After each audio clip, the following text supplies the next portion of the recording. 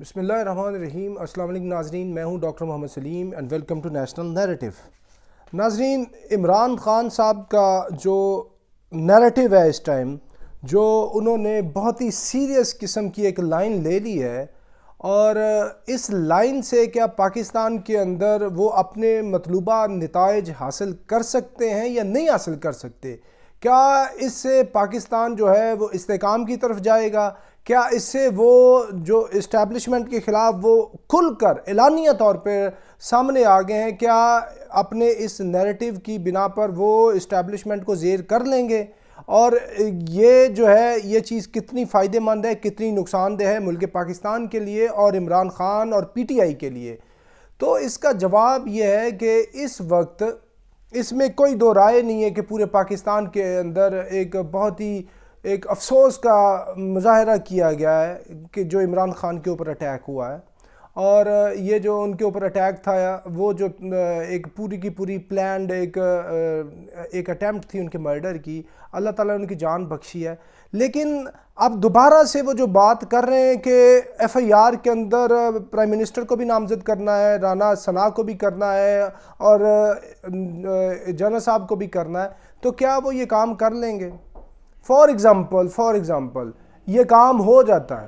Supreme court بیچ میں آ جاتی ہے، کوئی سو موٹو نوٹس ہو جاتا ہے، اسلام آباد ہائی کورٹ یا لاہور ہائی کورٹ یا کسی بھی کورٹ کی انٹرونشن سے یہ چیز ہو جاتی ہے، تو اس سے خان صاحب کو یہ سمجھنا چاہیے کہ یہ اپنی جو وہ جیتی ہوئی جنگ ہے وہ اپوزیشن میں بیٹھ کر اعلانیہ طور پر جو ہے وہ اسٹیبلشمنٹ کے خلاف آ گئے ہیں۔ تو اسٹیبلشمنٹ کے اس طرح اپوزیشن میں ہوتے ہوئے خلاف ہونے سے کیا وہ اپنے مطلوبہ نتائج حاصل کر پائیں گے؟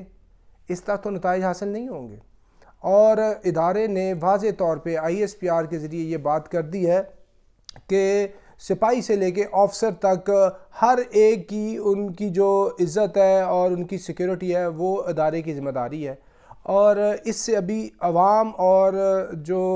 افواج ہے وہ آمنے سامنے ہو چکی ہیں، اور عمران خان تو اس طرح لگ رہا ہے کہ وہ عمران خان کی بجائے اس ٹائم خود کش خان بن چکے ہیں، اور یہ جو وہ سوئسائڈ، وہ ایک پولیٹیکل سوئسائڈ ہے، وہ اگینسٹ کرنے جا رہے ہیں اسٹیبلشمنٹ کے، اور اس سے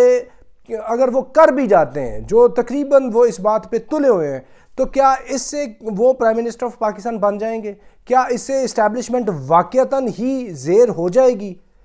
اس سے اسٹیبلشمنٹ واقعتاً زیر نہیں ہوگی، کیونکہ فار ایگزامپل وہ یہ سمجھتے ہیں کہ جناب باجوہ نے کوئی پولیٹیکل رول پلے کیا ہے، کوئی رجیم چینج کے اندر ان کا کردار ہے، کوئی جو ایکسٹرنل اور انٹرنل جو پلیئرز تھے ان کو انہوں نے سپورٹ کیا ہے، تو جو بھی آپ نے ان کے خلاف قانونی چارہ جوئی کرنی ہے، یہ he is going after few days, تو جب آپ پرائم منسٹر بن جائیں اور پھر آپ جا کے ان کا ٹرائل کر لیں،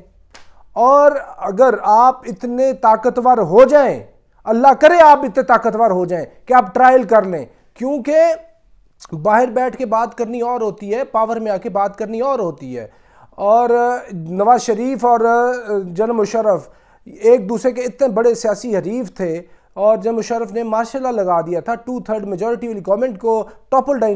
ڈاؤن کر دیا تھا، لیکن جب ان کے پاس پاور آئی تو وہ بھی ان کا کورٹ مارشل نہیں کر سکے تھے، وہ آئے اور دوبارہ پھر ویسے ہی انہیں چاہا کہ ابھی واپس جانا ہے، وہ پھر ان کو سیف ایگزٹ بھی دیا گیا جنرل مشرف کو۔ اور اگر آپ اسی طرح چاہتے ہیں کہ آپ نے بالکل ہی دبا دینا پورے ادارے کو، تو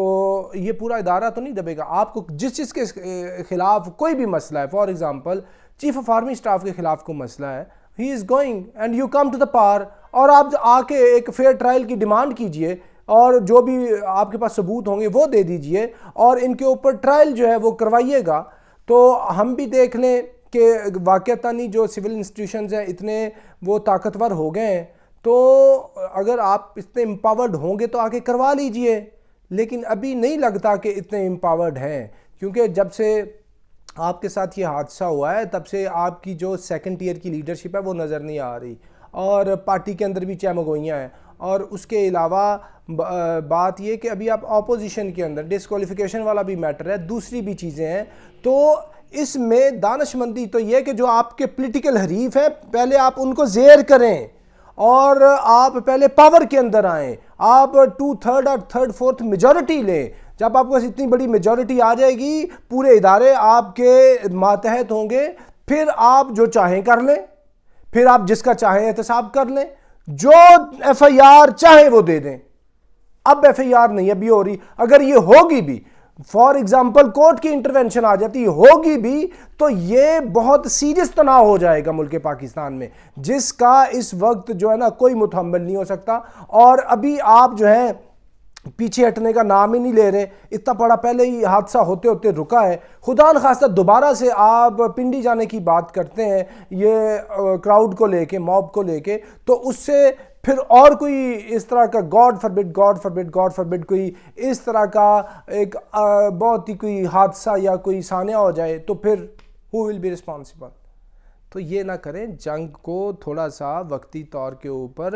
آپ اسٹریٹجی کے تحت اس کو تھوڑا سا ڈائیورٹ کریں, اور تھوڑا سا آپ ایک اپنا داؤں بدلیں. پہلے پاور کے اندر آئیں, سیاسی حریفوں کو مٹائیں. آپ نے سیدھی کی سیدھی جو ہے نا وہ جنگ شروع کر لیا ادارے کے ساتھ اپوزیشن میں رہتے ہوئے, تو یہ اس سے کوئی سیاسی دانشمندی تو کوئی نہیں. پاور میں آئے, جو مرضی جنگ لڑیے گا, جو چاہیں کریے گا. ابھی آپ کر بھی نہیں سکتے, وہ پارٹی کو بھی نقصان ہوگا, آپ کی ساری اسٹرگل کو نقصان ہے. یہ آپ clear cut prime minister of Pakistan ہے اس ٹائم, ہادی العزیز لیڈر ہیں پاکستان کے, سب سے بڑے لیڈر ہیں. تو یہ ساری محنت جو ہے نا وہ ضائع نہ ہو جائے. تو اس لیے ذرا ریویو کریں. اس طرح کی بلیٹنٹ جو کانفلکٹ ہے اور جنگ ہے against armed forces of Pakistan, اس سے سیاسی طور پہ آپ کو فائدہ نہیں ہوگا, اور ملک کو نقصان ہے, آپ سیاست کو بھی نقصان ہے, اور گاڈ فاربڈ یہ اگر معاملہ کشیدہ ہوا تو جمہوریت کو نقصان ہے.